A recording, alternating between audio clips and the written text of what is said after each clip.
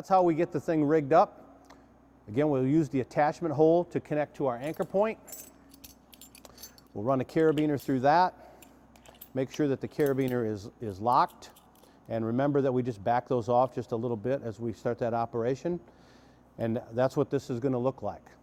We're going to add one more carabiner into this in a minute, but we'll, for a moment, we'll just talk about some of the other features of the ID that I think you're going to find really useful, especially if the only device you've used in the past is a brake bar rack. There's definitely some nice features to the ID. So let's take a look at those a moment. All right, we have the ID rigged and attached to our anchor point.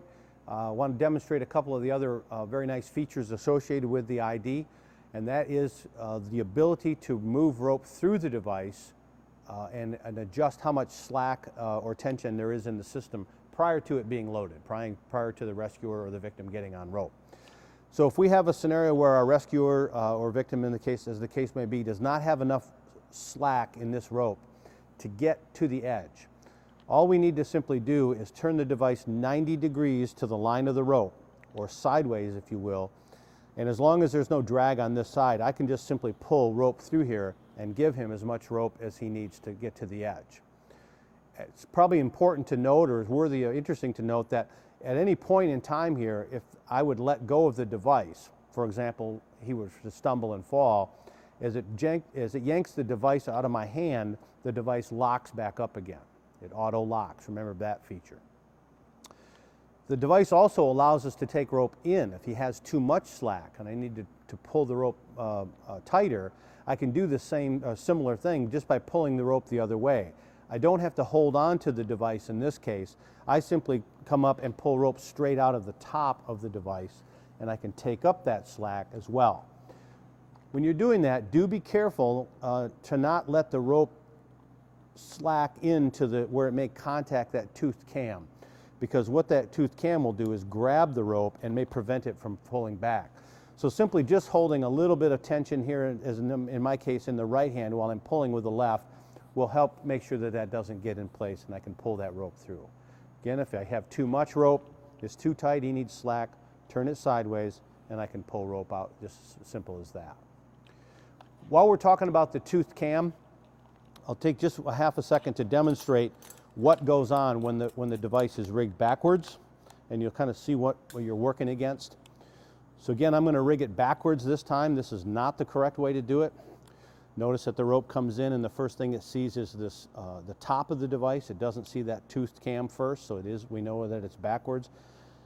I close the cover and attach this back to our anchor point. When I pull on the rope that is attached to my load, it's not supposed to go through. It's auto stop, but notice that the rope goes through.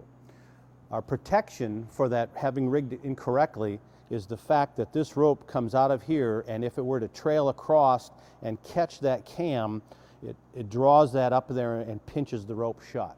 And now it prevents the rope from going through.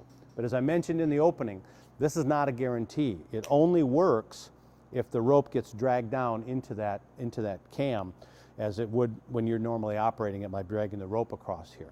So don't rely again on that cam, that anti-rigging cam, to keep the thing from being rigged incorrectly. Always load it using the proper procedure and follow the graphics that are on there. Perform your safety checks by having another person take a look at it. All right, that's all the setup, that's all the features of the ID. Let's take a look at the operation of the ID, and let's lower our load down to the ground. All right, let's talk about the actual operation of the device. We have our rope rigged into it. For our little demonstration, we have our weight hanging over the edge, so we see our rope is under tension. You'll notice that with hands off, even though the handle is not in the lock position, the load doesn't go anyplace. If I wanted to lock the device, I just bring the handle down to the lock position. I don't force it. That's all I need to do to lock it. If I'm going to just temporarily, move over and do make some other adjustment to my system, that's fine. If I'm going to walk away from this device and I want to secure it, I'm going to tie that off, and we'll demonstrate how to do that here in just a minute. So I'm ready to do my lowering operation. The ID is a two-handed operation. It takes both hands to run it. One hand holds onto the free end of the rope that goes back into our bag. The other hand operates the handle. As I mentioned earlier, when we reach a certain point, we're going to have tension or resistance in the handle. at just past this point is when the load will start to move. As I pull the handle just a little bit, you'll see the rope start to creep through the ID and move. So while one hand is operating the handle, the other hand is holding on to the free end of the rope.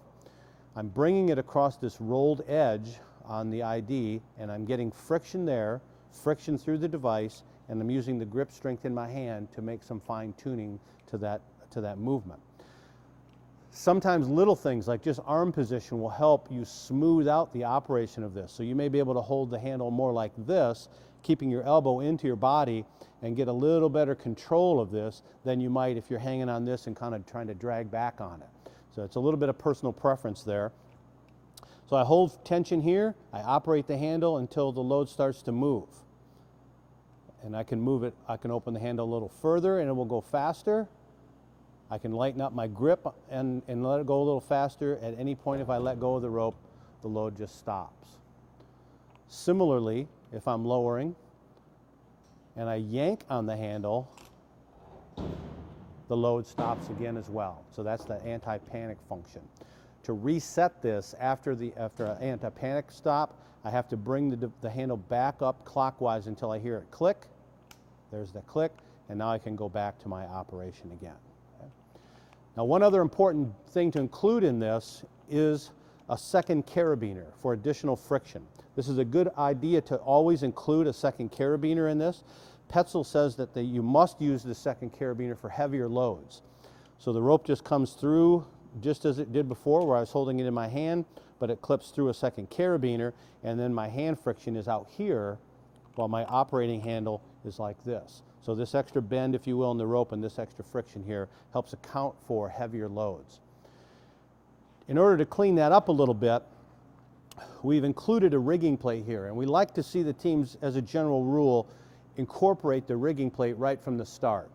So I have an anchor attachment, a carabiner to connect the rigging plate to our anchor, and then it gives me, even with these small rigging plates, I have 3 openings or 3 holes that I can use, one for the ID, one for the carabiner for the extra friction. Remember, this should be 2 separate carabiners here.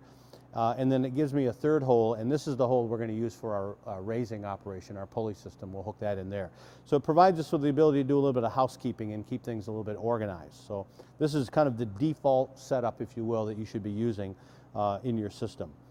Can you get by without the rigging plate? You can. It just gets a little bit messy, especially as I start to incorporate the raising system. Okay?